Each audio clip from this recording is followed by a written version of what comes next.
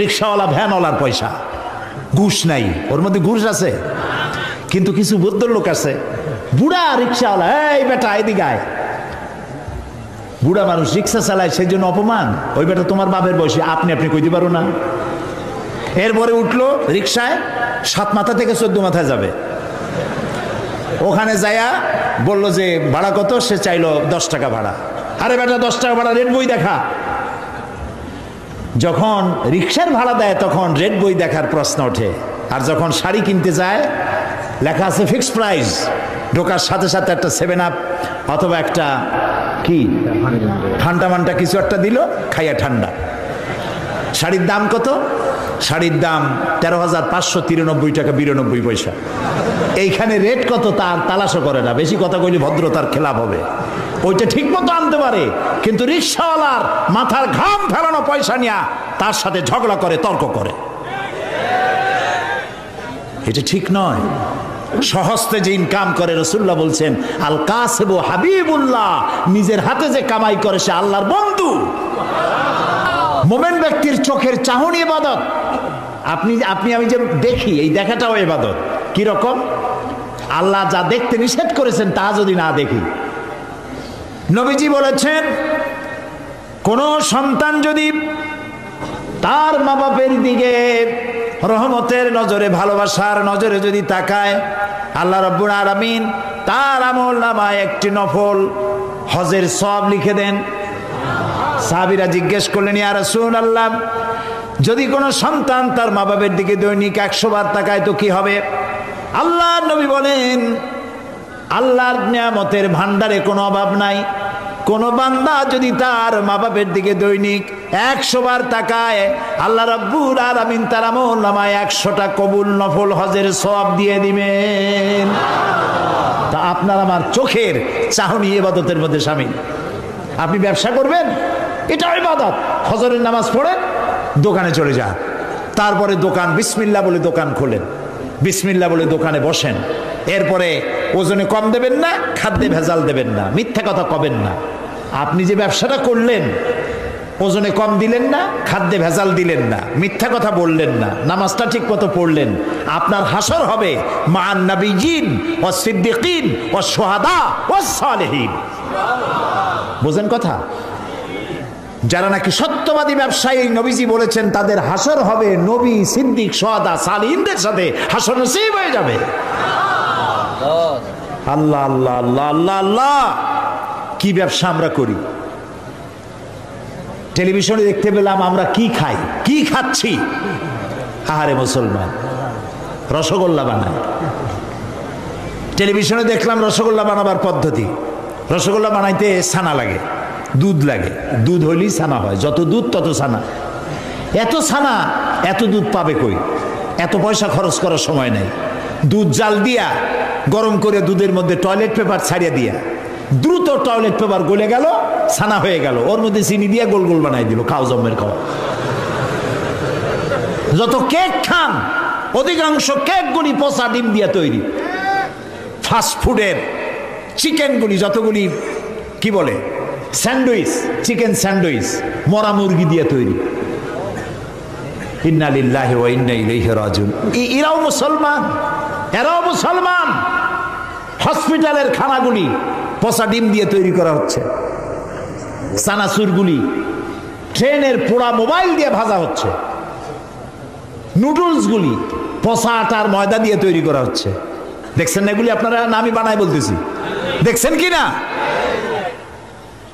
ভেজাল খাইতে খাইতে বাংলাদেশের মুসলমানদের পেটে এমন হয়েছে যে পিওর জিনিস খাইলে কলেরা হবে। পেট গেছে ভেজাল প্রুফ হইয়া, নাউজুবিল্লাহি মিন যালিক। এরপরে এই ভেজাল বিক্রি করিয়া রাসূলুল্লাহ বলেছেন, যে ব্যক্তি খাদ্যদ্রব্যে ভেজাল দেয় সে আমার উম্মত নয়। এখন আপনি হজ করেন, তাহাজ্জুদ পড়ে কপালের চামড়া উঠায় ফেলেন, রাসূলুল্লাহ বলেছেন তুমি আমার উম্মত নও। আল্লাহরে ফাঁকি দিবেন, বেহেশত আপনার মামু বাড়ি। এত সহজ নয়। খাদ্যদ্রব্যে ভেজাল যারা দেয় তারা মানবতার দুশমন, তারা মুসলমান নামের কলঙ্ক। সুতরাং আল্লাহ আবিদুন, ইবাদতকারী, আপনি খাদ্যদ্রব্যে ভেজাল দেবেন না, আপনি মিথ্যা কথা বলবেন না, বাংলাদেশে তৈরি কারা কাপড় জাপানের সিল মারবেন না। আমার দেশের কাপড় কেনার মতো মানসিকতা আমার থাকতে হবে। আমার কাপড় আমার দেশে যেটা তৈরি হয় এটাই ভালো, এই মানসিকতা থাকতে হবে। খালি আমার সোনার বাংলা আমি তোমারে ভালোবাসি এইটুকু বললেই হবে না, ভালোবাসার প্রমাণ দিতে হবে, ঠিক কিনা? মিথ্যা কথা কেন বলতেছেন? আবার লাভ করতেছে 200 টাকা 500 টাকা, বলতেছে আল্লাহর কসম 2 টাকাও লাভ করিনি, লাভ করছে 100 টাকা, 2 টাকা লাভ করেনি। এই ধরনের মিথ্যা কথা বলার দরকারটা কি? আপনি বলেন আমি ব্যবসায় লাভ করবো না, তা আমি চলবো কি করে? আপনি কত করতেছেন তা বলার দরকার নেই। আর অতি মুনাফাখুরি, এই যে রমজান মাসে জনমের মতো পেঁয়াজের দাম বাড়লো, আটার দাম বাড়লো, আরো কিসের কিসের দাম বাড়লো জনমের মতো। কেন এই দাম বাড়ে? এই জন্য দাম বাড়ে মুসলমানের এইগুলি আগের থেকে কিনে রাখে 2 মাস 3 মাস আগে, রোজাদারদের কষ্ট দেওয়ার জন্য। আরে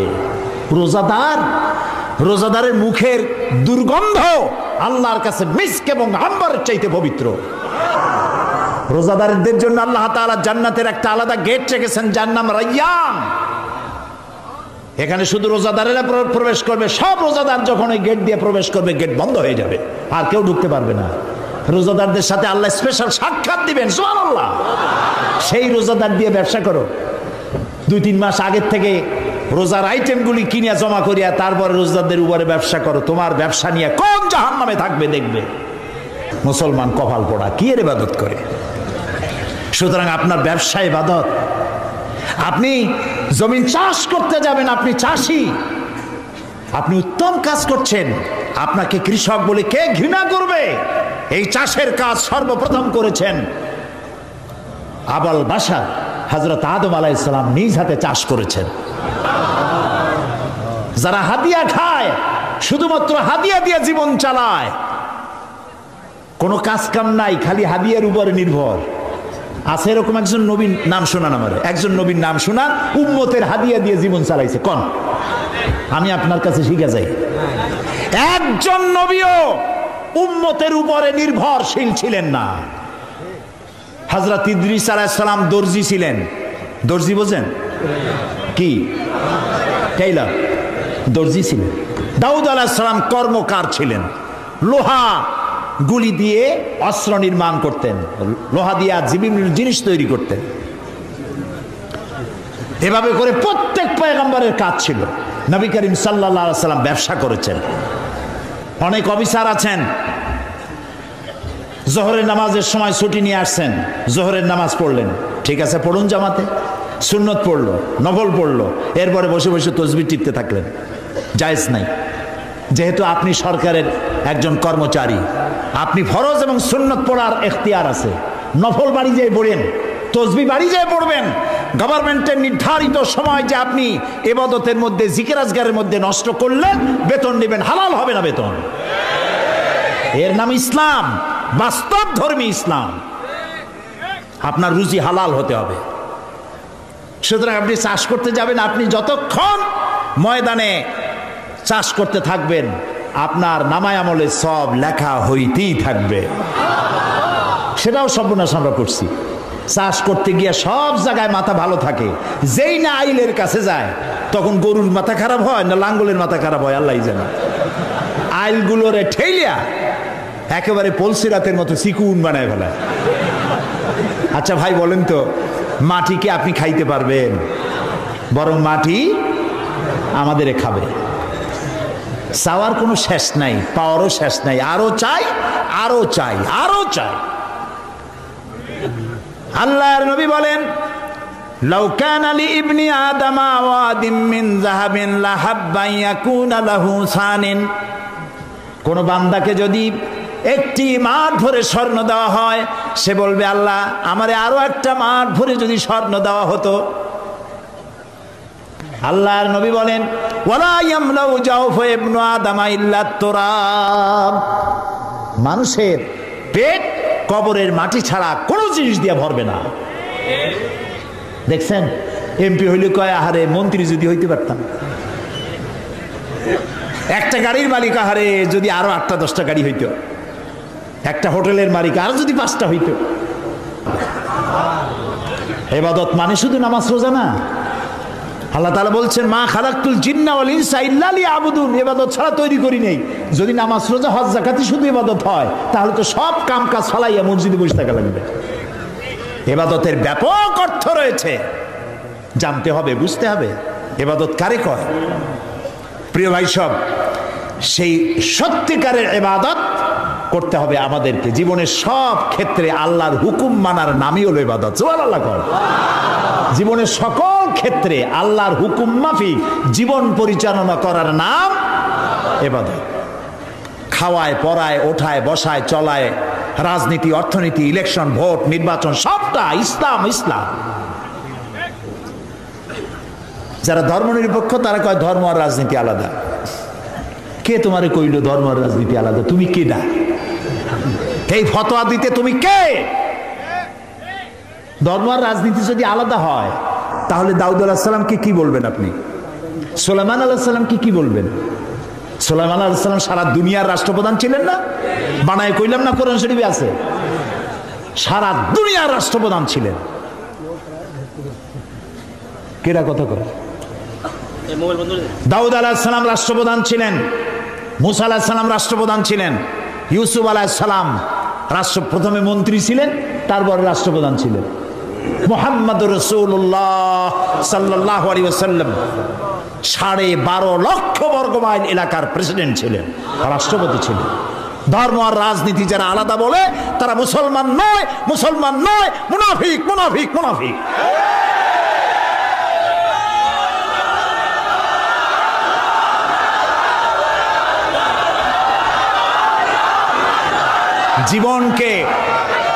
জীবনকে আমরা দ্বিধা বিভক্ত করতে পারি না। জীবনকে দুইটা ভাগ করার এখতিয়ার আমাদেরকে দেওয়া হয় নাই। জীবন একমুখী হবে, আল্লাহমুখী হতে হবে।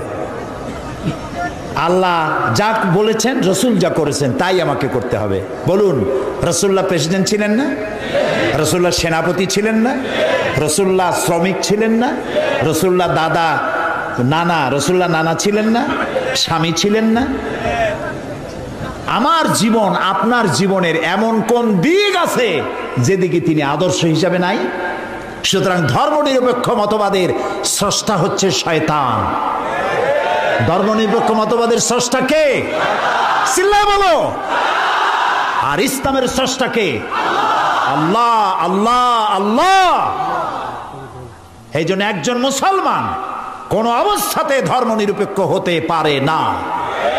আমি মুসলমান, আমাকে ধর্মের পক্ষে থাকতে হবে।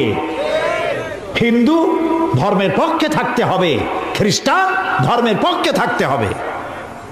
একবার পার্লামেন্টে ঢুকতেছিলাম, ধর্মনিরপেক্ষবাদীদের একজন মুরব্বী, দাড়ি পাকা, আজ তিনি বেঁচে নাই, তার সঙ্গে একসঙ্গে হাঁটতেছিলাম। বললাম, ভাই আপনাদের সাথে তো আমাদের কোনো জমি জমা নিয়ে মামলা মোকদ্দমা নাই, আপনিও আমার পাকা ধানে মই দেন নাই, আমিও আপনার হালের গরু পিটাই মারি নেই, কোনো শত্রুতা নাই। শুধু যদি এই ধর্মনিরপেক্ষতা বাদ দিতে পারতেন, আপনাদের সাথে আমাদের তো কোনো সমস্যা নাই। কয়েছে ধর্মনিরপেক্ষ বাদ দেবো কেন? আল্লাহ নিজেই তো ধর্মনিরপেক্ষ। কইলাম আস্তাগফিরুল্লাহিল আযীম। আয় আয়, কয় কি? আল্লাহর চাইতে ধর্মের পক্ষে আছে কেডা? আল্লাহ তো নিজেই বলেছেন, ইন্নাদ-দীনা ইনদাল্লাহিল ইসলাম। আমার কাছে কেবলমাত্র, একমাত্র, ওনলি ওয়ান পছন্দনীয় মনোনীত জীবন ব্যবস্থার নাম ইসলাম, ইসলাম, ইসলাম। তো আল্লাহর চাইতে ধর্মের পক্ষে আর কি আছে? কি উল্টা বুঝলো! হায় হায় রে, মারা গেছে লোকটা, এখন কি নিরপেক্ষ হইতেছে আল্লাহ জানে। প্রিয় ভাই সব, বুঝে শুনে কাম করেন। চিরকাল আমরা এখানে থাকবো না, বিদায় হইতে হবে এবং আল্লাহর কাছে আমাদেরকে উঠতে হবে। এই জন্য যে যত বক্তৃতা করুক আর যাই কিছু করুক না কেন, আপনি পরকালের চিন্তা করবেন। এমন কাজ করা যাবে না যা আল্লাহ রাজি নাই। ধর্মনিরপেক্ষ মতবাদ মুসলমানের জন্য গ্রহণ করা জায়েজ নাই, জায়েজ নাই, জায়েজ নাই। এটি সুস্পষ্ট হচ্ছে আল আবিদুন, ইবাদতকারী। জীবনের সকল ক্ষেত্রে ইবাদত করতে হবে কার? আল্লাহ তাআলা। আল্লাহর ইবাদত দিয়ে যেন আমরা জীবন চালাইতে পারি, আল্লাহ যেন তৌফিক দান করে দেন। এবং এই ইবাদত আমাদের করতে হবে মৃত্যু পর্যন্ত। কতক্ষণ? এই যে এখন যে সন্ত্রাস চলছে, এই সন্ত্রাসের অবস্থা থেকে যদি বাঁচতে চাই আর ক্ষুধার সময় যদি খেতে চাই, কি সুন্দর একটা সূরা আছে, সূরা কুরাইশ। আল্লাহ তাআলা বলছেন, ফালইয়াবুদু রাব্ব হাযাল বাইত। হে কুরাইশরা,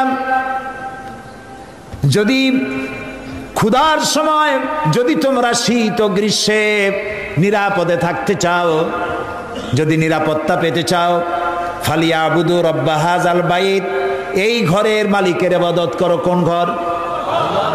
বাইতুল্লাহ শরীফ। এই ঘরের মালিকের ইবাদত, মালিক কে? এই ঘরের মালিকের ইবাদত করলে কি হবে? আল্লাহ তাআলা বলেন, আল্লাযী আত'আমাহুম মিন জু'ইন ওয়া আমানাহুম মিন খাউফ। এই ঘরের মালিকের ইবাদত করো, কি হবে? ক্ষুধার সময় তিনি খাদ্য দিবেন, ভীতির সময় তিনি নিরাপত্তা দান করবেন। সুবহানাল্লাহ। আমরা তো এটাই চাই, আমার ক্ষুধার সময় খাবার চাই, ভীতির সময় নিরাপত্তা চাই। কে দিতে পারবেন? কে দিতে পারবেন? আল্লাহ তাআলা দিতে পারবেন। আমরা কি জান্নাতে যেতে চাই? বলেন, যেতে চাই? আল্লাহ তাআলা বলেন, জান্নাতে যদি যেতে চাও, ফাদখুলি ফি ইবাদি ওয়াদখুলি জান্নাতি। আমার গোলামির মধ্যে শামিল হও। ফাদখুলি ফি ইবাদি, আমার বান্দাদের মধ্যে শামিল হয়ে যাও। ওয়াদখুলি জান্নাতি, এরপর আমার জান্নাতে চলে যাও। গোলাম না হইয়া শিরক বিইবাদাতি রাব্বিহি আহাদা, এবং আল্লাহর ইবাদতের মধ্যে কাউকে শরীক স্থাপন করো না।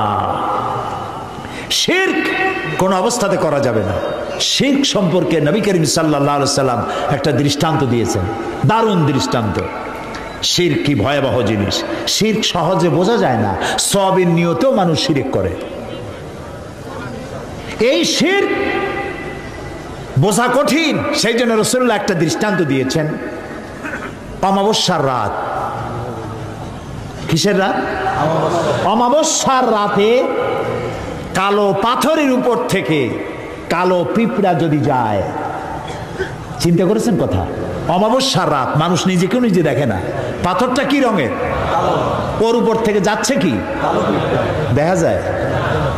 এইটা যেমন দেখা যায় না, মানুষ নিজের অজান্তে না জেনে এরকম শিরকের মধ্যে মুবতালা হয়ে যায়। এই জন্য শিরক থেকে বাঁচতে হবে। কিয়ামতের দিন আল্লাহ তাআলা তার বান্দাকে, যে বান্দাকে জান্নাত দিতে ইচ্ছে করবেন, পাহাড় পরিমাণ গুনাহ যদি থাকে, আর আল্লাহ যদি ইচ্ছে করেন ওই বান্দাটাকে জান্নাতি দিবেন। আল্লাহ তো বেপরোয়া, কারো কাছে তার কৈফিয়ত দেওয়া লাগে? তিনি তার কোনো বান্দাকে জান্নাতি দিবেন। গুনাহ করেছে জীবনে বহুত, আল্লাহ বললেন তোরে মাফ করে দিলাম। কেউ বলতে পারবে যে আল্লাহ মাফ করলা কেন? না। আল্লাহ যদি মাফ করতে চান, ফেরেশতাকে বলবেন, ফেরেশতা দেখো তো তার আমলনামায় কোনো শিরক আছে নাকি। কোন শিরক যদি না থাকে, রিপোর্ট যদি হয়, আল্লাহ বলবেন মাফ করে দিলাম, যাও আমার জান্নাতে। তবে ভালো কাজ করতে হবে, তাহলে কিয়ামতের দিন কার সাথে দেখা হবে? আল্লাহর সাথে দেখা হয়ে যাবে। সুবহানাল্লাহ কবেন না? আল্লাহর সাথে দেখা হয়। আল্লাহু আকবার। যে অনুষ্ঠানে, জান্নাতের যে অনুষ্ঠানে আল্লাহ তাআলা তার বান্দাদের সঙ্গে দেখা করবেন, সুবহানাল্লাহ, সেই অনুষ্ঠানের কোন এক কোনায় কানায় আল্লাহ যেন আমাদেরকে একটু থাকার, বসার তৌফিক দান করে দেন। আল আবিদুন, জীবনের সব ক্ষেত্রে ইবাদত হবে আল্লাহ তাআলার। আর ইবাদত কাকে বলে? এক কথায় বলে দিলাম, আল্লাহর হুকুম মাফিক জীবন পরিচালনা করা, রাসূলুল্লাহর বিধান অনুযায়ী জীবন পরিচালনা করার নামটাই হলো ইবাদত। এখন আপনি যাই করেন, আল্লাহ এবং রাসূলের হুকুম মাফিক হতে হবে। 3 নম্বরে বলা হয়েছে আল হামিদুন, প্রশংসাকারী। কার প্রশংসা? বলেন সবাই। আল হামিদুন, প্রশংসাকারী। 1 নম্বরে কি বলছিলাম? তওবাকারী। 2 নম্বরে কি বললাম? ইবাদতকারী। 3 নম্বরে প্রশংসাকারী। প্রশংসা কার হবে? আল্লাহর। আল্লাহ আল্লাহ আল্লাহ আল্লাহ, তিনি ছাড়া প্রশংসা কারো হতে পারে না। আল্লাহ তাআলা কোরআনে শুরুই করেছেন নিজের প্রশংসা দিয়ে। সুবহানাল্লাহ। আলহামদুলিল্লাহি রাব্বিল আলামিন। পড়েন সবাই, আলহামদুলিল্লাহি রাব্বিল আলামিন। সমস্ত প্রশংসা, যাবতীয় প্রশংসা আল্লাহর জন্য। তার প্রশংসা করব না তো কার প্রশংসা করব? কোন হুজুর ফু দিয়া গ্লাস ফাটাইলো, কোন হুজুরে বাংলাদেশে বসে মক্কা শরীফের কুত্তা খেদাইলো, পুকুরে আগুন জ্বালাই দিল, ওগুলো আমার জানার দরকার নেই। এই প্রশংসা করার কোনো দরকার নাই। প্রশংসা করবো আল্লাহ এবং তার রাসূলের। সুবহানাল্লাহ, এটাই মোমেনের কাজ। আল্লাহর প্রশংসা করতে করতে জীবনটা শেষ হয়ে যাবে মোমেনের। সর্বক্ষেত্রে আল্লাহর প্রশংসা। কোনটার প্রশংসা করে শেষ করতে পারবেন? এই যে দুইটা চোখ আল্লাহ দান করলেন, এই দুইটা চোখের প্রশংসা করে শেষ করতে পারবেন? আরে এই চোখ দুইটা যদি না থাকতো আমি আমার মায়েরে দেখতাম না। এই একটা জিহ্বা টেস্ট মেশিন। দেখছেন কত রকমের টেস্ট একটা জিহ্বায়। পালং শাক, পুঁই শাক, লাল শাক, কলর শাক, মোটর শাক, এক একটার এক একটা মজা আলাদা পান না একরকম? রসগোল্লার মজা একরকম, জিলিপির মজা আর এক রকম, ছানারটা আর এক রকম, চমচম আর এক রকম, পুঁটি মাছ একরকম, কই মাছ আর এক রকম, ইলশা মাছ আর এক রকম, ঠিক কিনা? মুরগির গোস্ত একরকম, গরুর গোস্ত আর এক রকম। হাজারো খাদ্যের টেস্ট একটা জিহ্বা দিয়া। সুবহানাল্লাহ। সেই জিহ্বা 32টা শত্রুর মধ্যে থাকে। কয়টা শত্রু? আর এই জিহ্বা দাঁতের প্রতি কত দরদ তার। কোন জায়গায় কোনো একটা কিছু ঢুকলে জিহ্বা ওইটা নিয়ে গুতোগুতি করতেই থাকে বাইর করার জন্য। এত রহমত করে, দয়া করে সে দাঁতের প্রতি, আর সেই দাঁত সুযোগ পাইলেই একটা বাইরে দেয়। দেখছেন অবস্থা? আল্লাহ তাআলা এমন সুন্দর জিহ্বা দিলেন, আহারে শুকর আদায় করে কুল পাওয়া যাবে। এই জিহ্বাটা আল্লাহ আবার ভিজা ভিজা রাখছেন। এটা যদি শুকনা, মাঝে মাঝে শুকনা হয়ে যায় না, কথা বলা যায়? যায় না, আল্লাহ ভিজাই রাখছে। সুবহানাল্লাহ। আল্লাহর প্রশংসা করেন। আল্লাহ কয় প্রশংসা করো, আমি তোমারে বাড়াইয়া দেবো। লাইন শাকারতুম লাযীদান্নাকুম ওয়া লাইন কাফারতুম ইন্না আযাবি লাশাদীদ। আমার নিয়ামতের শুকর যদি আদায় করো, আমি নিয়ামত বাড়ায় দেব, আমি তোমাকে বৃদ্ধি করে দেব নিয়ামত। আর যদি শুকর আদায় না করো, আমি তোমারে শাস্তি দেব। লাইন শাকারতুম লাযীদান্নাকুম, শুকর আদায় করলে বাড়ায় দেব। কি বাড়ায় দেব? না, শুকর যদি আদায় করো বাড়ায় দেব। কি বাড়ায় দেব? না, শুকর যদি আদায় করো শুকরিয়া আদায়ের শক্তি আরো বেশি করে বাড়ায় দেব। নিয়ামত তো দিছি, শুকর আদায় করো, শুকর আদায় করার শক্তি আরো বাড়ায় দেব। তুমি যত শুকর আদায় করবা, আমি তোমার উপর রাজি খুশি হয়ে যাব। সুবহানাল্লাহ। আমি যদি আল্লাহর জিকির করি এইখানে বসিয়া, আমরা বগুড়ার ঈদগাহ মাঠে এখানে আল্লাহর কতগুলা বান্দা বান্দি একত্রিত হয়ে আল্লাহর জিকির আজগার করতেছি। আল্লাহ কয় ফাজকুরুনি আজকুরুকুম, তুমি আমার জিকির করো, আমি তোমার জিকির করব। তো আমার জিকির আর আল্লাহর জিকিরের মধ্যে পার্থক্য আছে না? আমরা জিকির করতেছি মাটির দুনিয়ায় বসিয়া, এইখানে কিছু লোক আল্লাহর জিকির করছে। আল্লাহ কয় তুই যদি আমার জিকির করিস, আমি জিকির করব আরশে আজিমে ফেরেশতাদের সাথে নিয়া। সুবহানাল্লাহ। ফাজকুরুনি বিল ইস্তিগফার আযকুরুনি বিল মাগফিরা আযকুরুকুম বিল মাগফিরা। তুমি আমাকে ইস্তিগফারের সাথে স্মরণ করো, আমি তোমারে ক্ষমা করার দিয়া তোমারে স্মরণ করব। সুবহানাল্লাহ। আল হামিদুন, আল্লাহর প্রশংসা করিয়া, আল্লাহর যদি প্রশংসা করি তাহলে আল্লাহর লাভ আছে কিছু? না, আল্লাহর লাভ নাই। কারণ আল্লাহর লাভ হইতো যে আমরা যত প্রশংসা করব আল্লাহর পজিশন তত বাড়তে থাকবে। এরকম হবে নাকি? আল্লাহর মর্যাদা যে ডিগ্রিতে আছে, আপনি আমি সারা পৃথিবীর মানুষ আল্লাহর জিকির ফিকির হামদ করে আল্লাহর ওই পজিশন থেকে 1 ডিগ্রি উপরে উঠাইতে পারবো না। আর সারা পৃথিবীর মানুষ যদি আল্লাহকে অস্বীকার করে, শুকরিয়া প্রশংসা যদি না করে, যে পজিশনে তিনি আছেন তার থেকে 1 ডিগ্রি নিচেও নামবে না। তাহলে এই শুকর আদায় করায়, প্রশংসা করায়, তাসবিহ পড়ায় আল্লাহর কোনো লাভ নাই। লাভ কার? বলেন আমার, বলেন আমার লাভ। আমি যত শুকর করব, জিকির করব, আল্লাহ তত আমার মর্যাদা বাড়াই দিবেন। সুবহানাল্লাহ, সুবহানাল্লাহ। এই জন্য প্রশংসা হবে কেবলমাত্র কার? আল্লাহ তাআলার প্রশংসা করতে হবে। সুবহানাল্লাহ। এই যে গাছপালা দেখতে পান চতুর্দিকে, এই গাছগুলি কার জিকির করে? বাতাস তার শনশন রবে, পাখিগুলি তার কলো কাকলিতে, নদীগুলি তার কুলুকুলু নাদে, গাছের পাতাগুলি তার মর্মর রবে। যত ধরনের শব্দ আমরা শুনতে পাই, সমস্ত শব্দগুলি কোনো শব্দ নয়, ওর থেকে তারা আল্লাহর তাসবিহ পড়ে। সুবহানাল্লাহ, আল্লাহু আকবার, আলহামদুলিল্লাহ তাসবিহ তারা পড়তে থাকে। ওয়ালাকিন লা তাফকাহুনা তাসবিহাহুম, ওদের তাসবিহ তোমরা বুঝতে পারো না। ওরা সব সময় সবাই আমার জিকির করছে, তাসবিহ পড়ছে। আল হামিদুন, সুতরাং তুমি আমার প্রশংসা করো, শুকরিয়া আদায় করো, তাহলে আমি তোমার নিয়ামত বাড়ায় দেব। প্রিয় ভাই সব,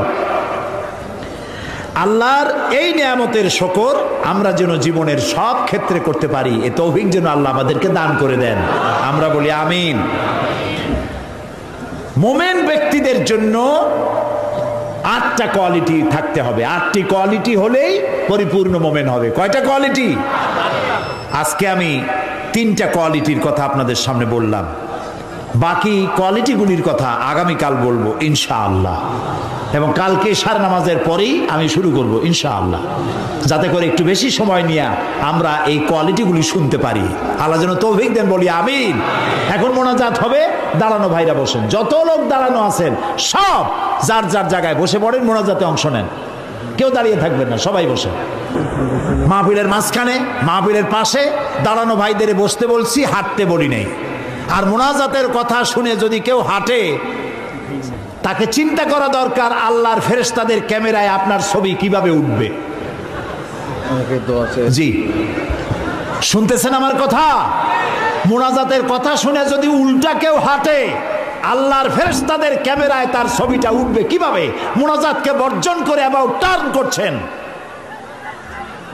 আল্লাহ রক্ষা করুন সকলকে, আমরা বলি আমিন। মোনাজাত কার কাছে? আল্লাহর কাছে। আমি বড় জোর 1-1.5 ঘন্টা কথা বলবো, এর বেশি নয়। সেই জন্য আপনার স্ত্রী, আপনার মেয়ে, আপনার বোন, আপনার মা, সকলে আপনাদের মেয়েদেরকে এখানে পৌঁছায় দিবেন। একটা মা যদি ভালো হয়, একটা সংসার ভালো হয়ে যায়, ঠিক না ভাই? মা বোনদেরকে, তাদের তো শোনার কোনো সুযোগ হয় না, মসজিদে যাইতে পারে না। কারা যে দেওয়ালে দেওয়ালে লেখে মহিলাদের মসজিদে যাওয়া হারাম, ঈদগাহ মাঠে যাওয়া হারাম, গণতন্ত্র হারাম, লং মার্চ হারাম, পার্লামেন্ট হারাম। মনে হয় তাদের কাছে একটা কিতাব আছে, কিতাবের নামটা হচ্ছে কিতাবুল হারাম। ওখানে হারাম ছাড়া কিচ্ছু নাই। গণতন্ত্র হারাম যারা বলে,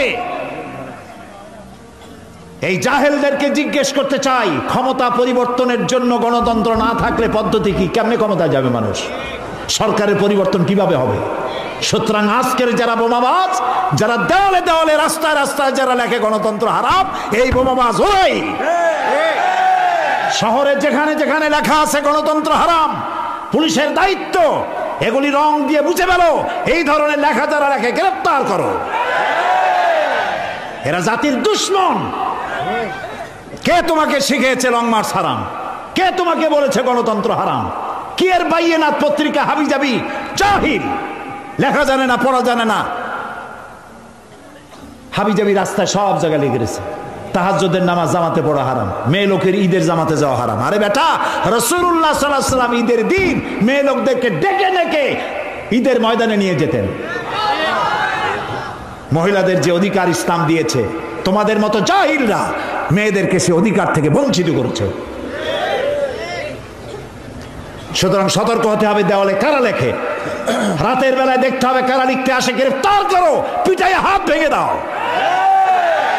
এ দায়িত্ব আপনাদের না পুলিশের, আপনারা আবার হাত ভাঙতে যান না। আমি আগামীকাল বলবো ইনশাআল্লাহ। আছে